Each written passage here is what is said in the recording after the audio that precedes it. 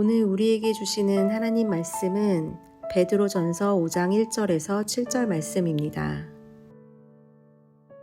너희 중 장로들에게 권하노니 나는 함께 장로된 자요 그리스도의 고난의 증인이요 나타날 영광에 참여할 자니라. 너희 중에 있는 하나님의 양 무리를 치되 억지로 하지 말고 하나님의 뜻을 따라 자원함으로 하며 더러운 이득을 위하여 하지 말고 기꺼이 하며 맡은 자들에게 주장하는 자세를 하지 말고 양 무리의 본이 되라. 그리하면 목자장이 나타나실 때에 시들지 아니하는 영광의 관을 얻으리라. 젊은 자들아, 이와 같이 장로들에게 순종하고 다 서로 겸손으로 허리를 동이라.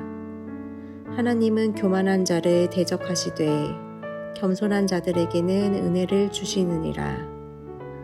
그러므로 하나님의 능하신 손 아래에서 겸손하라. 때가 되면 너희를 높이시리라. 너희 염려를 다 주께 맡기라. 이는 그가 너희를 돌보심이라.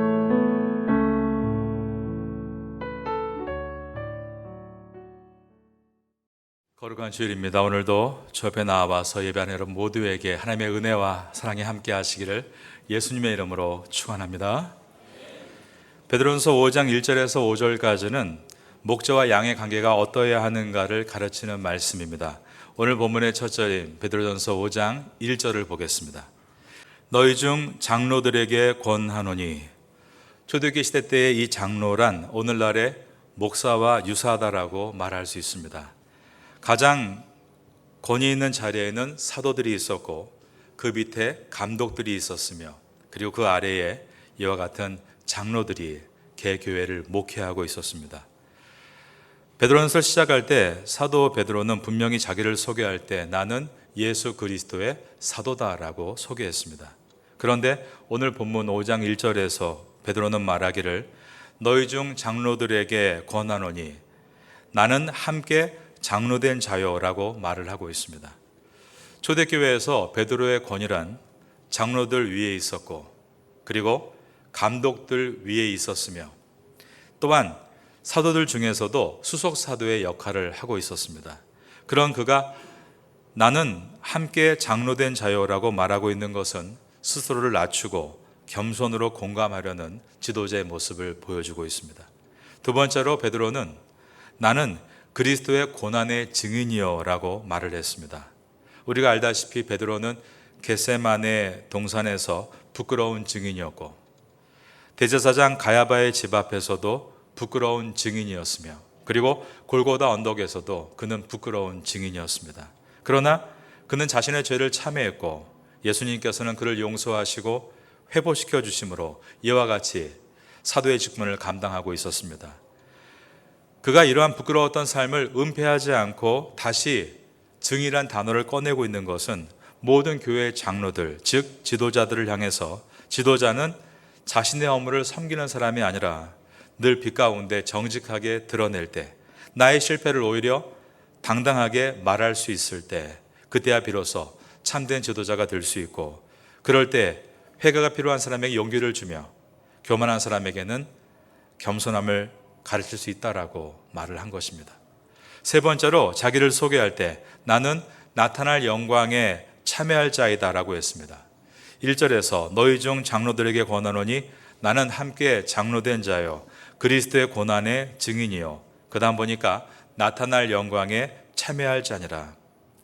마가복음 9장에 보면 이 베드로가 변화산에서 앞으로 이 땅에 오시게 될 예수님의 그 영광의 모습에 대해서 아주 작은 부분을 경험한 일이 있습니다. 그는 그러한 주님의 영광을 목격한 자로서 성도는 분명히 나타날 그 영광에 참여하게 될 것입니다 라고 담대하게 말하고 있는 것입니다. 이것은 지도자는 하나님의 영광을 체험하는 기도와 말씀의 자리에서 먼저 그것을 체험해야 하고 그 체험함을 담대하게 선포할 수 있어야 한다는 뜻입니다.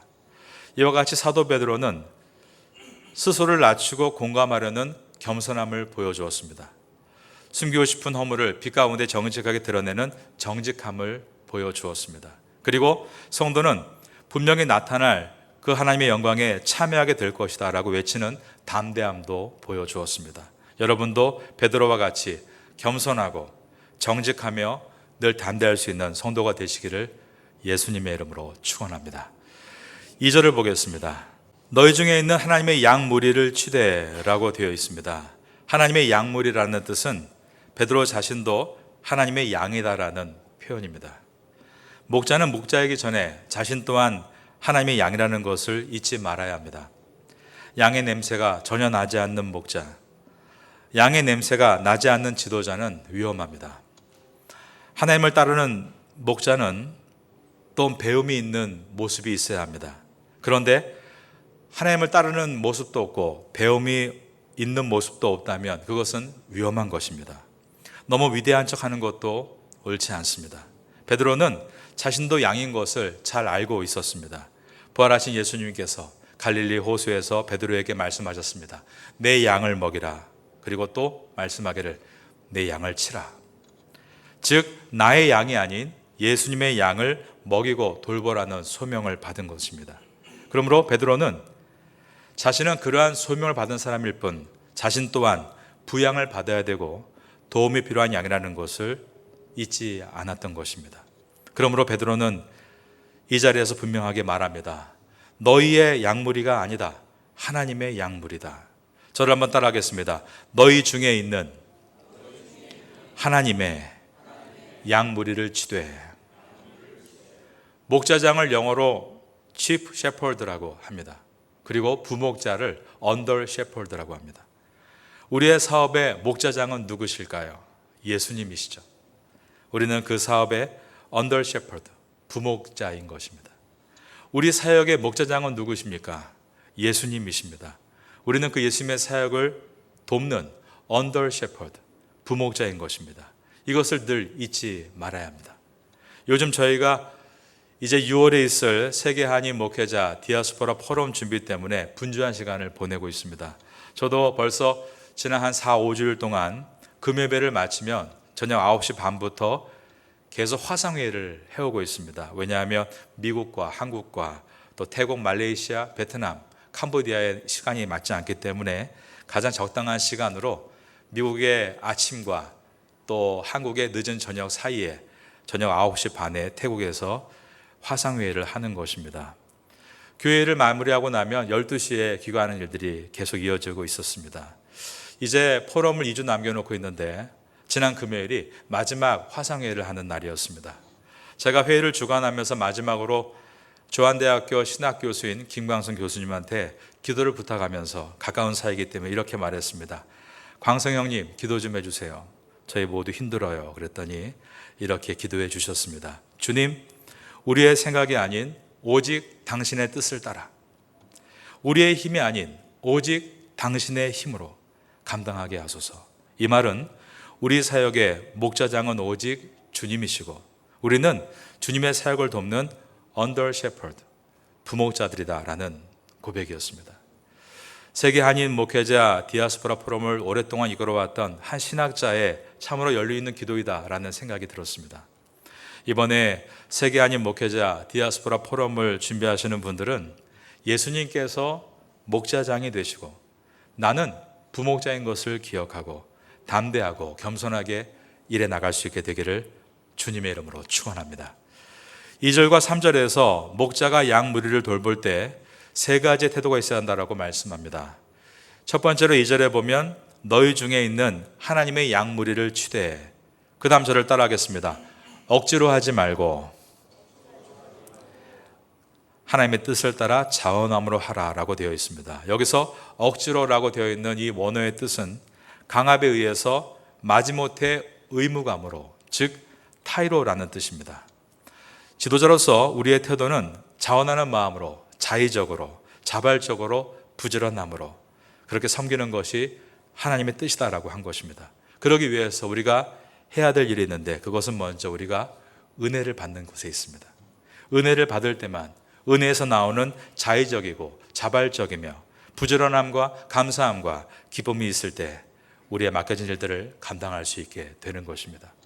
목자의 두 번째 태도는 2절에 또 따라하겠습니다. 더러운 이득을 위하여 하지 말고, 더러운 이득을 위해서 하지 말고 기꺼이 하라라고 되어 있습니다. 더러운 이득을 위해서 하지 말라. 디모데전서 6장 10절에 보면 돈을 사랑하는 것이 일만하게 뿌리다라고 되어 있습니다. 돈에 대한 사랑이 크게 나타날 때 그것은 가장 흉악한 사역의 현장이 되고 마는 것입니다.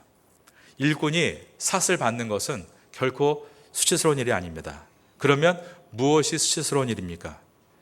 삶의 목적이 오직 삭시될 때가 수치스러운 것입니다. 사역에 있어서 삭시 목적이 될 때 그 사역은 영광을 잃어버리고 수치로 전락하게 되는 것입니다.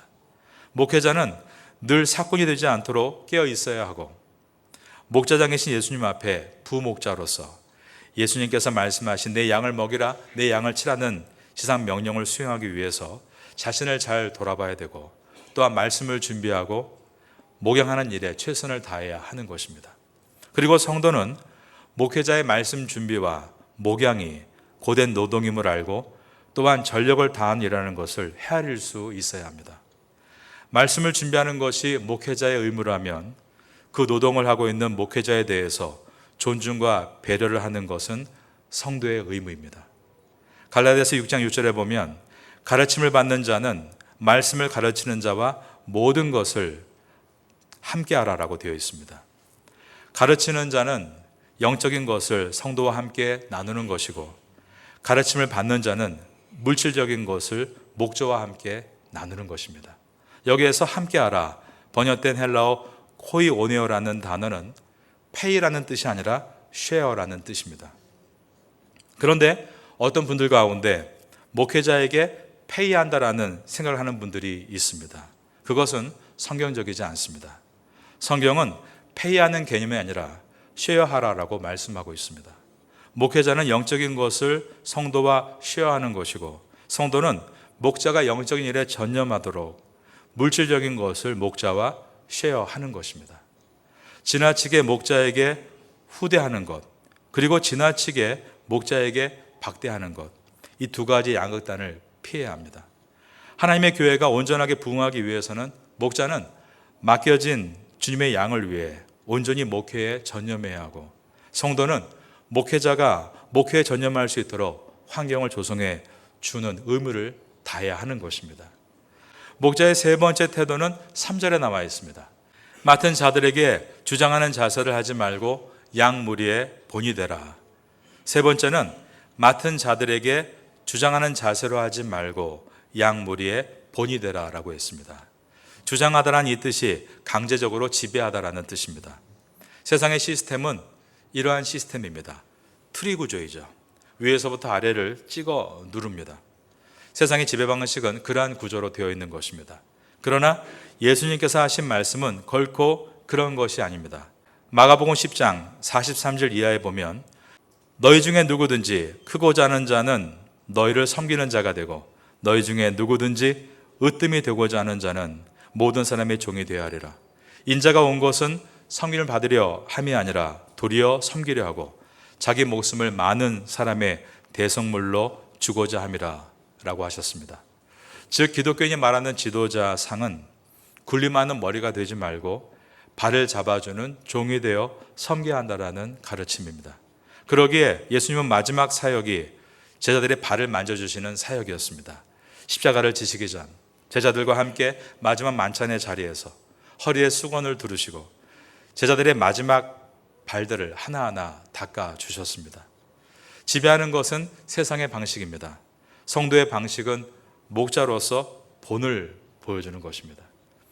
옥스퍼드 대학의 고전문학 교수 테레사 모건 박사가 쓴 글에 우리가 중요하게 봐야 될 내용이 들어있습니다. 그는 말하기를 고대 그리스와 로마의 군대를 조사하면 그 군대 내에 한 장교가 너무 신실해서 믿을만하고 자기를 따르는 부하들에게 헌신하고 있을 때 그 모든 부하들 또한 매우 믿음직스럽고 신실한 군대가 되어 큰 힘을 보였다라는 내용입니다. 우리 이것을 생각할 때 우리의 기독교가 2000년의 역사를 지난 오늘까지 여전히 신실하고 믿을 만한 사람들을 이 어두운 세상에 배출하고 있는 이유는 우리의 목자장이신 예수님께서 먼저 본을 보여주시고 제자의 발을 닦아주셨기 때문입니다. 또한 앞장서서 십자가를 지셨고 고난의 길을 마다하지 않으시고 골고다 언덕까지 올라가셔서 마지막까지 그 모든 일들을 몸소 보여주신 그 모습 때문에 지금도 그 고난과 믿음의 길을 걷고 있는 신실한 성도들이 여전히 우리 교회에서 배출되고 있는 것입니다. 로마의 군대는 망했습니다. 그러나 그리스도의 군대는 여전히 지금도 살아 숨쉬고 있습니다. 그 이유는 오직 예수 그리스도만이 우리가 믿고 따를 수 있는 진정한 목자장이시기 때문입니다. 제가 알고 있는 어느 목사님이 구도의 길을 걷고 싶어서 정말 세계적으로 유명한 우리 시대의 성자라 불리는 목사님 곁에서 그분을 도우며 오랜 동안 섬겼던 얘기를 들려주었습니다. 근데 그분의 말이 이것이었습니다. 결국 사람은 다 똑같습니다. 아무리 성자라 불리는 사람이라 할지라도 결국 허물이 많은 인생일 뿐입니다. 변하지 않는 스승은 오직 우리 구주 예수님 뿐입니다 라고 한 것입니다. 우리가 사람을 바라보면 실망할 수 있고 지칠 수 있습니다. 그러나 우리의 사역을 기뻐하시고 계시는 우리의 진정한 목자장 되시는 예수 그리스도를 바라본다면 우리는 우리에게 맡겨진 일들을 기쁨과 즐거움으로 끝까지 감당할 수 있는 것입니다. 맡은 자들에게 주장하는 자세를 하지 말고 양 무리의 본이 되라. 우리를 섬겨주신 예수 그리스도의 본을 따라 여러분도 교회에서, 가정에서, 회사에서 그리고 학교에서 우리에게 맡겨주신 그 양들 앞에 본을 보이시는 성도가 될 수 있기를 예수님의 이름으로 축원합니다. 5장 4절을 보겠습니다. 그리하면 목자장이 나타나실 때에 시들지 아니하는 영광의 관을 얻으리라. 바른 목자는 세상의 마지막에 목자장이신 예수님께서 오시는 날 영광의 면류관을 받게 될 것이다 라고 했습니다. 우리가 이 땅에서 바른 목자가 되는 비결은 땅을 바라보는 것이 아니라 이 영광의 면류관, 즉 하늘을 바라보는 데 있습니다. 디모데후서 4장 8절에서도 사도 바울은 말하기를 이제 후로는 나를 위하여 의의 면류관이 예비되어 있으므로 라고 했습니다. 바울이 무엇을 보고 걸어갔는지를 보여줍니다. 땅을 바라보는 것이 아니라 의의 면류관을 보며 담대하게 나아갔다는 것입니다. 즉 의로우신 재판장이 우리 주가 그날에 내게 면류관을 주실 것이며 내게만이 아니라 주의 나타나심을 삼하는 모든 자에게도 그렇게 주실 것이다. 이러한 확신을 가지고 사도 베드로도 말하고 있는 것입니다. 이제 5절과 6절은 겸손이라는 단어가 반복되는 것을 볼 수 있습니다. 5절을 보겠습니다. 젊은 자들아 이와 같이 장로들에게 순종하고 다 서로 겸손으로 허리를 동이라. 하나님은 교만한 자를 대적하시되 겸손한 자들에게는 은혜를 주시느니라. 하나님께서는 우리에게 겸손해야 한다라고 말씀하고 있습니다. 5절에 두 번이나 겸손에 대한 단어가 등장합니다. 6절에도 마찬가지입니다. 6절 저와 같이 읽습니다. 시작. 그러므로 하나님이 능하신 손 아래에서 겸손하라. 때가 되면 너희를 높이시리라. 이와 같이 겸손이라는 단어가 5절과 6절을 덮고 있고 그리고 이어지는 오늘 본문의 마지막 7절은 문맥으로 보면 5절과 6절과 7절이 한 문장으로 연결되어 있습니다. 자, 그러면 우리가 겸손과 이 7절이 연결된다는 것을 보게 됩니다. 너희 염려를 다 주께 맡기라. 이는 그가 너희를 돌보심이라. 그러므로 겸손과 염려의 관계가 나옵니다. 겸손하다면 염려하지 않게 돼야 되는 것이고 반대로 염려하고 있다면 그것은 겸손하지 않는 교만의 증거다라고 말하고 있는 것입니다. 왜 그렇습니까? 염려하고 있다는 것은 하나님의 능력을 의심하고 있는 것이기 때문입니다. 자신을 더 신뢰하고 있는 것이기 때문에 그것은 교만한 것입니다. 그래서 7절은 너희 염려를 다 주께 맡기라. 이는 그가 너희를 돌보심이라. 정말 주님께서 이 모든 것을 돌보고 계신다는 것을 알고 있다면 저 사람 가만두지 않겠다. 그것은 하나님께서 모든 것을 주관하신다는 것을 생각하지 않기 때문에 나오는 생각입니다. 저 사람한테는 순종하지 못하겠다. 그것은 하나님께서 그 권위자 위에서 모든 것을 주관하신다는 것을 믿지 않는다는 표현입니다. 그러면 하나님을 믿는다는 것은 무엇을 말하는 것인가? 내 자신을 믿는 것이 아니라 하나님을 바라보는 것이고 내 자신을 믿지 않고 하나님을 바라보는 것이기 때문에 그것은 겸손한 것입니다. 만약에 우리가 내 자신을 믿고 있고 그래서 교만해 있고 그 교만의 결과 염려를 만들어내고 있다면 그것은 하나님의 방향이 아니라는 것입니다. 그러면 우리가 정말 하나님 앞에서 그런 사람도 하나님께서 주관하신다. 모든 환경의 주인이 목자장이신 하나님이시다라는 것을 믿고 그리고 그 환경 속에서 내가 할 일은 그분의 언더 shepherd, 부목자이다라는 것을 깨닫는다면 우린 그 안에서 염려와 낙심이 아니라 다시 희망과 그리고 우리의 감사를 발견할 수 있게 되는 것입니다. 우리는 온전하게 겸손을 얻을 때만 염려를 벗어던질 수 있는 것입니다. 하지만 여러분, 그 겸손은 그냥 자고 일어난다고 얻어지는 것이 결코 아닙니다. 겸손은 눈을 감고 잘 때 얻어지는 것이 아니라 눈을 뜨고 주 앞에 나와 기도할 때 얻어지는 것이기 때문입니다. 그래서 저는 겸손도 실력이다라고 말씀드리고 싶습니다. 겸손은 하나님의 성도, 그리스도의 도를 이루는 성도들이 반드시 얻어야 될 하나님의 성품이고 이것은 결코 자연적으로 나타나는 것이 아니라 오직 무릎으로 주 앞에 나아갈 때만 얻어지는 것이기 때문에 우리는 이 겸손을 사모하며 다시 결단해야 하는 것입니다. 이 주일 아침 가운데 말씀과 기도 속에서 주님을 신뢰하신 여러분들은 이 겸손을 선물로 얻게 되시기를 예수님의 이름으로 축원합니다. 이 겸손이 있을 때만 우리는 염려하지 않고 남은 올 한 해를 승리롭게 마무리해 나갈 수 있기 때문입니다.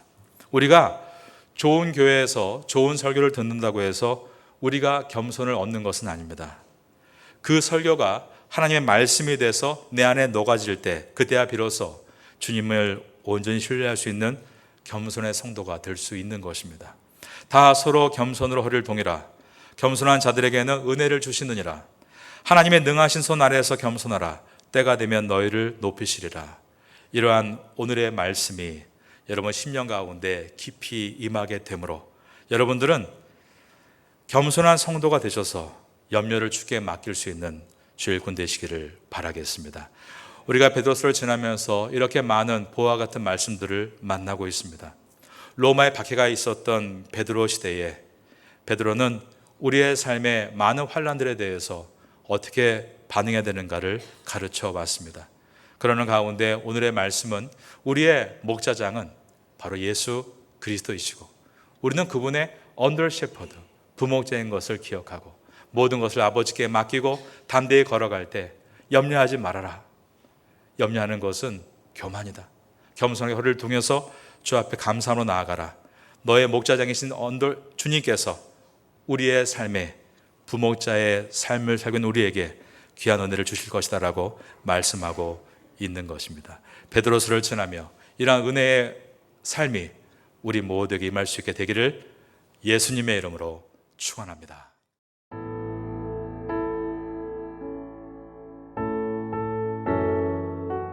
지금은 함께 기도하는 시간입니다. 6월 공동기도 제목은 첫째, 우리 조국이 외세의 힘이 아닌 하나님을 의지하게 하소서. 둘째, 조국교회가 사명을 잘 감당하도록 힘을 주소서. 셋째, 태국교회가 부흥할 수 있도록 역사하소서. 넷째, 세계 한인 목회자 디아스포라 포럼을 은혜 가운데 잘 마치게 하소서.